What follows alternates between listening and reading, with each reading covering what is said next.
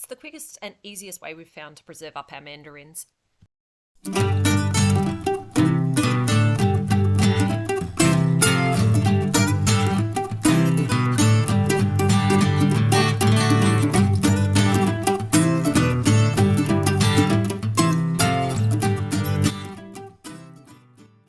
G'day, it's Rachel here from Bush Edge Homesteading Australia, and I'm going to do this video a little bit differently to what I normally do.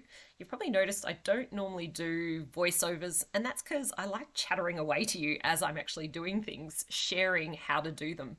But I got back from a holiday away with the family over the weekend, and it was absolutely super busy and super hectic around the house, lots and lots of noise, which meant it wasn't going to be easy to try and capture some video with some audio. So I wanted to share with you how we were going to preserve up our mandarins, because I think the way that we do it is a little bit different to what I've often seen other people do. But there was so much activity around that I just thought I'll capture the vision and put some audio to it later. So you can see that what I did when I got home was I picked a whole bunch of mandarins quite quickly because I saw that they needed to be dealt with, and I knew that I didn't have any mandarin preserves in my freezer. And I do like having preserved mandarins in the freezer to use in the off season. So this method here is the absolute quickest and easiest way that I've found in order to get some mandarins preserved away. And that meant that it was perfect on this day when things were so completely hectic. So essentially all I really do is give my mandarins a really good wash, and you probably saw at the start there I was giving them a good wash. We grow the mandarins at home, so I know there's no chemicals or wax or anything like that on the skins, which means I'm nice and happy to use them for preserving whole like this. And I just give them a bit of a clean to make sure there's no bird poop or dust or anything else from nature out there on the skins. And then I pop them into the blender and I give them a blend up whole. And that's because I do like using whole mandarins in some of my recipes, and I'm going to share the main way that we actually use this a little bit later in this video. But essentially, yeah, all I do is pop them whole into the blender, give them a whiz up, and that puree can then be used at a later time in recipes. Now, depending on your own personal tastes and what you're going to use it for, you may want to leave it a little bit chunkier. And this first batch that I did here was a little bit chunkier than the next batch. Or you can puree it further and make it really nice and smooth. So that's completely up to you in terms of the texture for what you might use it for at home. But for me, I wanted a little bit of both. So this one's got a few little bits of chunk in it, and the next one you'll see is a lot smoother. Now, in terms of how we preserve it, freezing is what I'm doing here. So essentially I take that puree, you saw that I just popped it in those silicone molds, and those silicone molds allow me to freeze it up into individual blocks that I can then use later in those individual recipes that I do at that later time. The molds that I'm using here, the silicone molds, are ones from Kmart, and these ones here from Kmart are super duper cheap. So if you're on the hunt for some and you are in Australia, these are a really good option. I do see them at times online as well, like Amazon and places like that.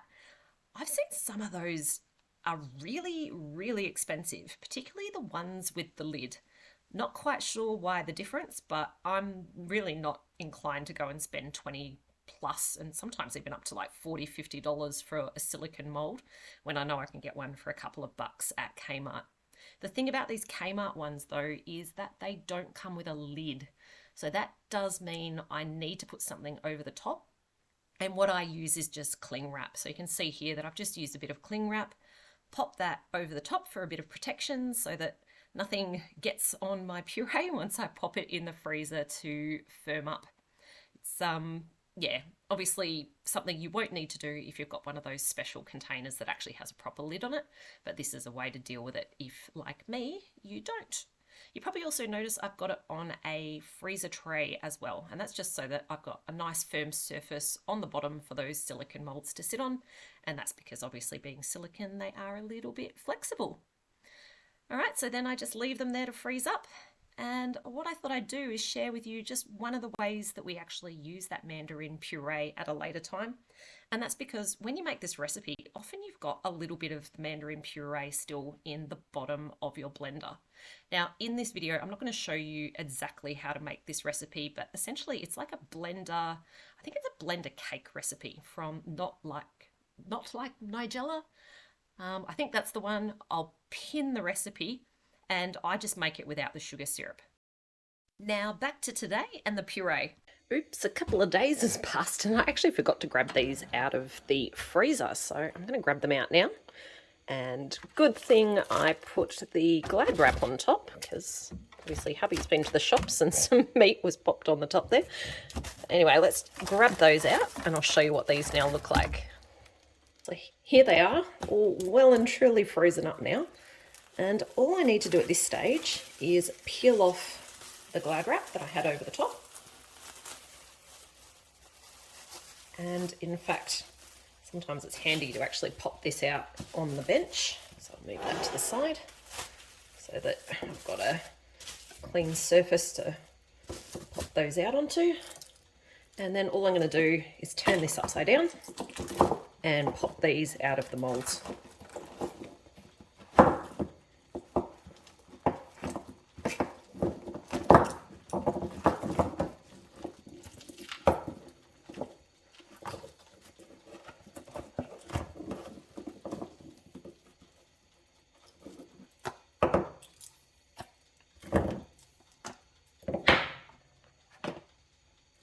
And that's essentially what they look like when they come out of the molds.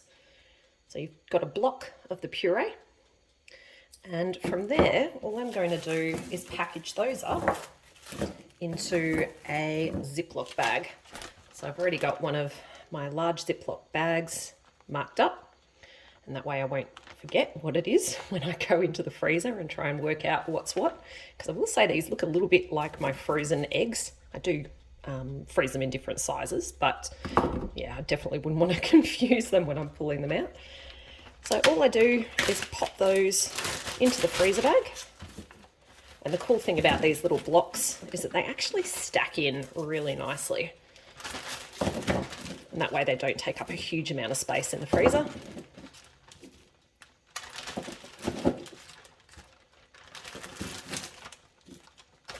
And then essentially what I'm going to do is just kind of pop these ones out as well, and I'll add those in here too.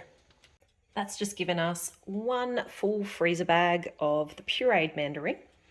And in the summer, I'll essentially use just one of these blocks each in each batch of my muffins.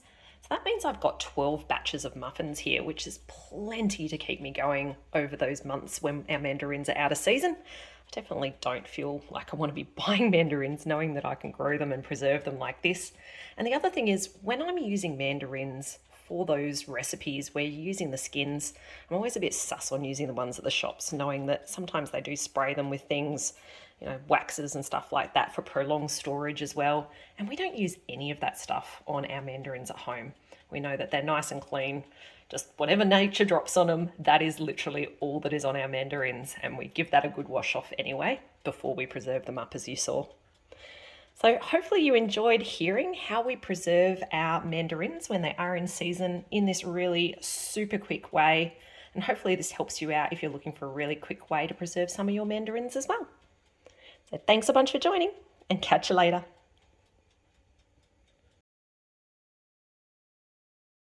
Here's a peek at my recipe book and the mandarin blender cake recipe that I use and eat like muffins from Not Quite Nigella, which I'll pin the original of in the comments.